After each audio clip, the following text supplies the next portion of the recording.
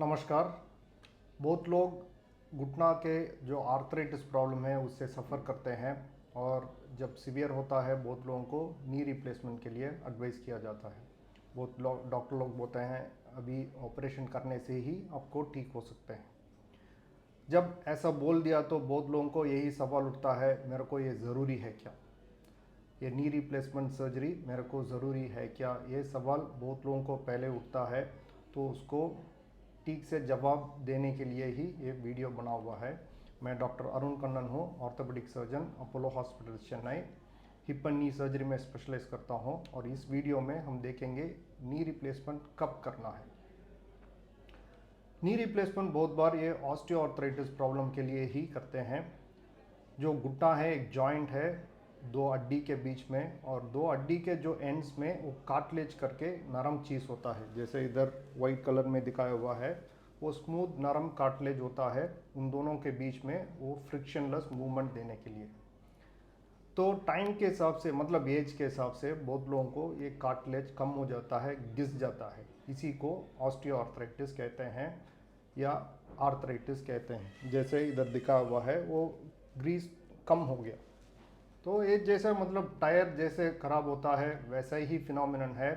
जब पहले कार नया खरीदते हैं टायर ऐसा होता है, मतलब अच्छे से उसमें ग्रूस वगैरह बनते हैं, पर टाइम के हिसाब से जब गाड़ी काफ़ी दूर चला लिया, काफ़ी समय चला लिया, तो ऐसा घिस जाता है। सेम फिनोमिनन जो घुटना में होता है उसी को नी ऑस्टियोआर्थराइटिस कहते हैं। इसमें ये भी जान सकते हैं कि मतलब ये सडन प्रोसेस नहीं है, ऐसा नहीं कि मतलब एक दो दिन में हो जाता है। यूजुअली महीनों से सालों तक लगता है इस स्टेज से लेके इस स्टेज में आने के लिए। तो जब घुटना का देखते हैं, पहले स्टेज में कार्टिलेज काफ़ी अच्छा होता है, थोड़ा थोड़ा थिनिंग एंड फ्रेइंग होता है। जब सेकेंड स्टेज में आता है, जब ऐसे दिखाए हैं, थोड़ा सा कम होता है। जब थर्ड स्टेज में आता है कभी काफ़ी कम हो जाता है, मतलब अराउंड 50% कुछ एरियाज ऑफ घुटनों में वो जो कार्टिलेज है वो कम हो जाता है। जब फोर्थ स्टेज जो सीवियर स्टेज कहते हैं, तभी ये कार्टिलेज एक पोर्शन ऑफ घुटना, मतलब एक कंपार्टमेंट में पूरा चले जाता है, तो उसके नीचे में जो हड्डी है वो दिखने लग जाता है। इसी स्टेज को सीवियर आर्थराइटिस कहते हैं। स्टेज 3 को ऑलमोस्ट मॉडरेट स्टेज कहते हैं। स्टेज 2 भी मॉडरेट है, पर स्टेज 3 थोड़ा ज़्यादा, थोड़ा सा स्टेज 2 से थोड़ा ज़्यादा हो जाता है। तो यूजुअली स्टेज 1 स्टेज 2 ये दोनों स्टेज में यूजुअली नी रिप्लेसमेंट करते ही नहीं है।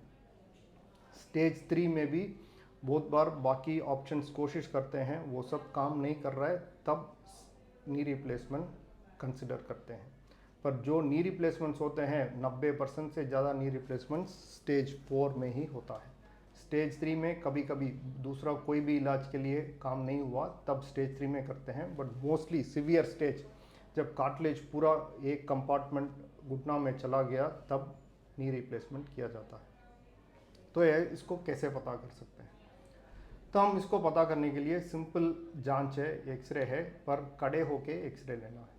खड़े होके एक्सरे लेने से कार्टिलेज कितना है, कितना बचा हुआ है, कितना गया है, वो इजीली अच्छे से देख सकते हैं।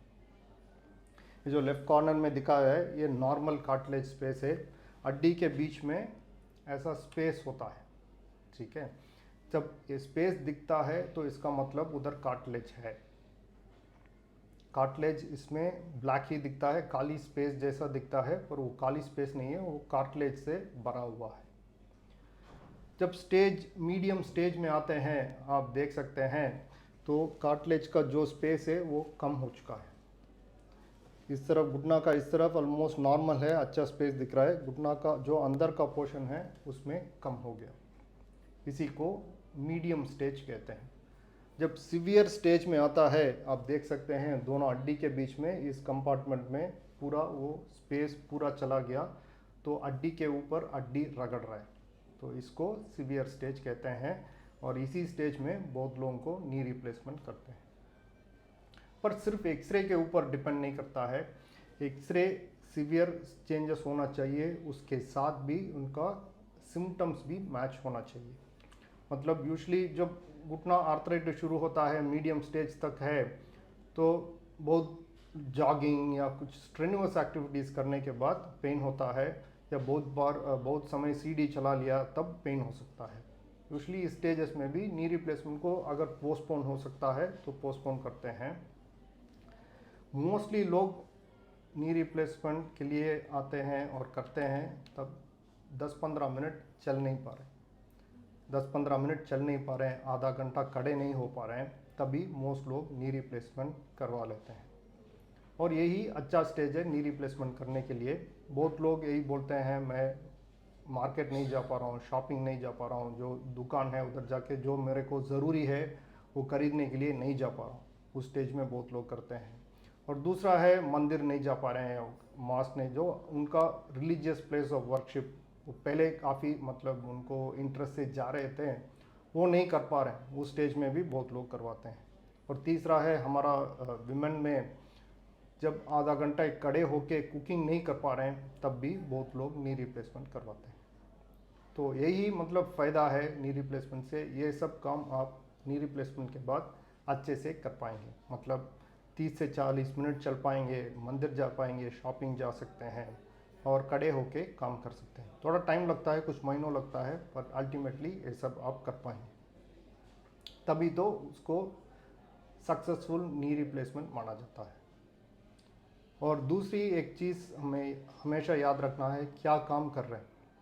अगर हम जो मरीज़ है, एग्रीकल्चर वर्कर है या जो कंस्ट्रक्शन वर्कर है, जिनको नीचे बैठ के काम करना है या ऐसा कुछ उठा के कुछ हेवी मैनुअल लेबर करना है, ये सब काम में वापस जाना मुश्किल होता है नी रिप्लेसमेंट के बाद।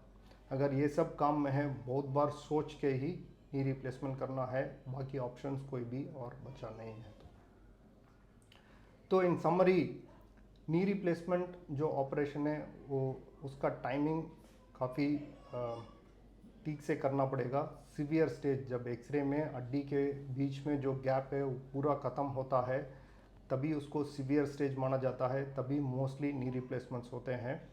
और एक्सरे के साथ जो इनका सिम्टम्स, जो पेन है वो भी मैच होना चाहिए। इसलिए 10-15 मिनट चल नहीं पा रहे हैं, आधा घंटा खड़े नहीं हो पा रहे हैं, तभी मोस्ट लोग नी रिप्लेसमेंट करते हैं। और नी रिप्लेसमेंट के बाद जो आधा घंटा 40 मिनट चल सकते हैं, 1-2 मंजिल उठ सकते हैं, वो सब काम नॉर्मली कर सकते हैं, उसी के लिए नी रिप्लेसमेंट किया जा सकता है। अगर बैठ के काम करने का ज़रूरी हो तो बहुत सोच के ही नी रिप्लेसमेंट के लिए पहुंचना है।